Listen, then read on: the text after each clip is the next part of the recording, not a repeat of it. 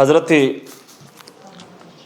ابو ہریرہ رضی اللہ تعالیٰ عنہ فرماتے ہیں کہ ہم ایک مجلس میں حضور علیہ الصلوۃ والسلام کے ساتھ بیٹھے تھے۔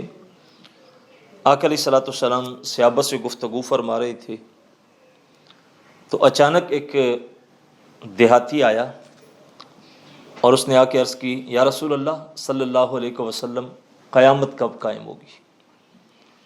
تو میرے نبی نے اس کے سوال کا جواب نہیں دیا اور اپنی گفتگو کو پھر جاری کر دیا۔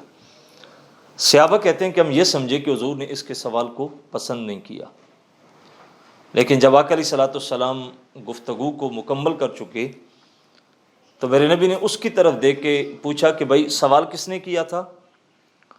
تو وہ دیہاتی اٹھ کے کہنے لگا، یا رسول اللہ صلی اللہ علیہ وسلم، میں نے کیا تھا۔ کیا سوال تھا؟ کہ قیامت کب آئے گی؟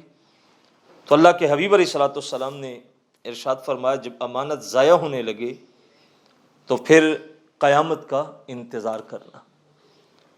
تو اس نے عرض کی، یا رسول اللہ صلی اللہ علیہ وسلم، امانت کیسے ضائع ہوگی؟ تو آپ نے فرمایا کہ جب معاملات نااہلوں کے سپرد کر دیے جائیں تو پھر قیامت کا انتظار کرنا، یہ قیامت کی نشانی اور قیامت کی علامت ہے۔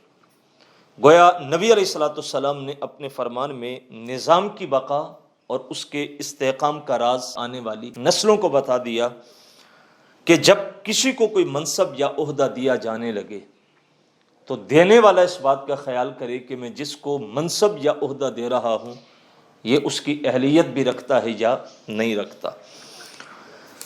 جس نظام میں عہدوں کی تقسیم اہلیت کے مطابق نہیں ہوتی وہ نظام کبھی بھی نہیں چلتے۔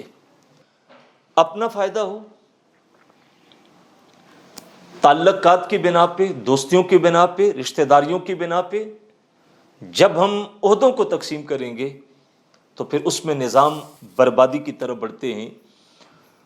میرے اور آپ کے آقا مولا صلی اللہ علیہ وسلم نے عملی طور پہ بھی اور قولی طور پہ بھی ان چیزوں کو امت کے سامنے رکھا۔ حضور علیہ الصلوۃ والسلام کی بارگاہ میں حضرت ابو ذر غفاری رضی اللہ تعالیٰ عنہ فرماتے ہیں کہ میں پیش ہوا تو میں نے عرض کی، یا رسول اللہ صلی اللہ علیہ وسلم، مجھے کسی صوبے کا گورنر بنا دے۔ تو میرے نبی علیہ الصلوۃ والسلام نے میرے کندھے پہ ہاتھ مارا اور فرمایا کہ ابو ذر، تم ایک ضعیف آدمی ہو اور یہ ایک امانت ہے۔ حضرت ابو ذر رضی اللہ تعالیٰ عنہ حضور کے لاڈلے صحابی ہیں، تقوی بھی ہے، طہارت بھی ہے، متقی بھی ہیں، زہد بھی ہے، اخلاص بھی ہے، للہیت بھی ہے، لیکن جو عہدہ وہ مانگ رہے تھے وہ عہدہ نہیں دیا، اس لیے کہ حضرت ابو ذر غفاری رضی اللہ تعالیٰ عنہ کا مزاج اس عہدے کے مطابق نہیں تھا، تو آقا علیہ السلام نے اس کا انکار کیا۔ میرے نبی نے کبھی کوئی منصب بغیر اہلیت کے کسی کو نہیں دیا۔ آپ سیرت کے واقعات کو پڑھیں تو آقا کریم صلی اللہ علیہ وسلم کی زندگی ہمارے سامنے ہے۔ کعبۃ اللہ اللہ کا گھر ہے، اس کی خدمت کرنا، اس کی نوکری کرنا یہ اعزاز کا باعث ہے، اور اسلام سے قبل بھی لوگ اس کی خدمت کو اعزاز سمجھتے تھے۔ حاجیوں کے قافلے جب آتے تو مختلف لوگ ڈیوٹیاں سر انجام دیتے، کوئی پانی پلاتا، کوئی ان کی خدمت کرتا۔ تو عثمان بن طلحہ کے پاس کعبۃ اللہ کی چابی تھی، وقت پہ کھولتے، وقت پہ بند کرتے۔ اللہ کے حبیب علیہ الصلوۃ والسلام نے ایک دن عثمان بن طلحہ سے کہا کہ کعبۃ اللہ کی چابی لاؤ، کھولو، میں نے اندر جا کے نوافل پڑھنے۔ تو عثمان بن طلحہ انکار کر گیا، تلخ لہجہ اس نے اپنایا۔ حضور علیہ الصلوۃ والسلام نے فرمایا کہ طلحہ، عثمان، ایک وقت آئے گا، یہ چابی میں تجھ سے لوں گا اور پھر اس کو دوں گا جس کو میں چاہوں گا۔ وقت گزرتا گیا، جب فتح مکہ کا دن آیا تو حضور علیہ الصلوۃ والسلام نے کہا کہ میں کعبۃ اللہ کے اندر جاؤں، تو میرے نبی علیہ الصلوۃ والسلام نے فرمایا کہ عثمان بن طلحہ کہاں ہیں؟ چابی لاؤ۔ کانپتے کانپتے چابی ہاتھوں پہ رکھ کے پیش کر دی۔ بعض روایات میں ہے کہ وہ جو ہے وہ کعبے کی چھت پہ چلا گیا اور ان سے چابی چھین کے لائی گئی۔ آقا علیہ السلام کو چابی پیش کی گئی، میرے نبی نے دروازہ کھولا۔ جب دوبارہ چابی دینے کا وقت آیا اب اگر ہم انسانی فطرت کو دیکھیں تو ہمارے مزاج تو جارحانہ نہ ہوتے ہیں، لوگ بدلہ لینے کا مزاج رکھتے ہیں اور انتقامی ذہن رکھنے والے لوگ معاشرے میں موجود ہیں۔ لیکن اللہ کے حبیب علیہ الصلوۃ والسلام کی سیرت طیبہ کیا ہے کہ میرے نبی علیہ الصلوۃ والسلام نے چابی پکڑی، فرمایا جانتے ہو یہ چابی میں کس کو دوں گا؟ تو حضور کے سکے چچا حضرت عباس رضی اللہ تعالیٰ عنہ عرض کرتے ہیں چابی مجھے دے دیں، تو میرے نبی نے فرمایا کہ عثمان بن طلحہ کہاں ہے؟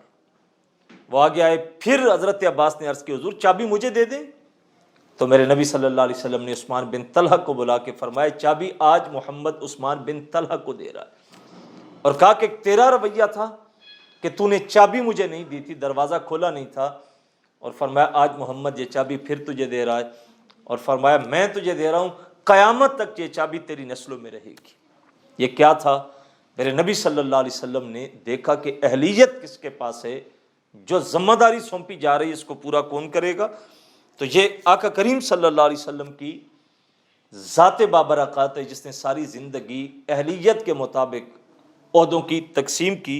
آقا علیہ السلام نے فرمایا ذاتی تعلق کی بنا پہ جس نے کسی کو عہدہ دیا اور وہ شخص اس عہدے کے معیار کے مطابق نہیں تھا، اہلیت نہیں تھی، فرمایا ایسے شخص کو اللہ جنت کی خوشبو بھی سونگنے نہیں دے گا۔ تو ظاہر ہے کہ یہ سخت وعید سنائی گئی، اور اس سے نظام درم برم ہوتے ہیں جب ایسے لوگوں کو عہدے دے دیے جائیں جو اس کی اہلیت نہ رکھتے ہوں۔ یاد رکھو عہدوں کی اہلیت صرف اور صرف اقتدار کے ساتھ نہیں ہے، حکومتی ایوانوں کے ساتھ نہیں ہے، بلکہ ایک گھر کے اندر جب باپ کسی بیٹے کو قلبی رجحان کی وجہ سے ایک ایسی ذمہ داری سونپتا ہے جو اس ذمہ داری کا اہل نہیں ہوتا، تو یہ بھی قیامت کے دن اس سے پوچھا جائے گا۔ لہٰذا ہم کوئی بھی چیز دنیا میں تقسیم کرنا چاہیں، صاحب اس میں تعلق نہ دیکھیں، اس میں رشتہ داری کو نہ دیکھیں، اس میں دوستی نبھانا نہ دیکھیں کہ میرے ساتھ اس کے تعلقات کتنے اچھے ہیں۔ آپ یہ دیکھیں کہ جس شخص کو میں جو ذمہ داری دے رہا ہوں، خواہ وہ زندگی کی کسی بھی شعبے کے ساتھ ہے، تو یہ دیکھیں کہ یہ شخص اس ذمہ داری کی اہلیت رکھتا ہے، اس کے معیار کے مطابق ہے یا نہیں ہے۔ اور جب ہم معیار کے مطابق فیصلے کریں گے تو یقیناً ہر مرحلہ کامیابی کے ساتھ بسر ہوگا، اور جب اہلیت کے بغیر رشتوں، نعتوں، دوستیوں کی بنا پہ ہم عہدے بانٹیں گے تو پھر کوئی بھی نظام ہو تو اس کو تباہی اور بربادی سے نہیں بچایا جا سکتا۔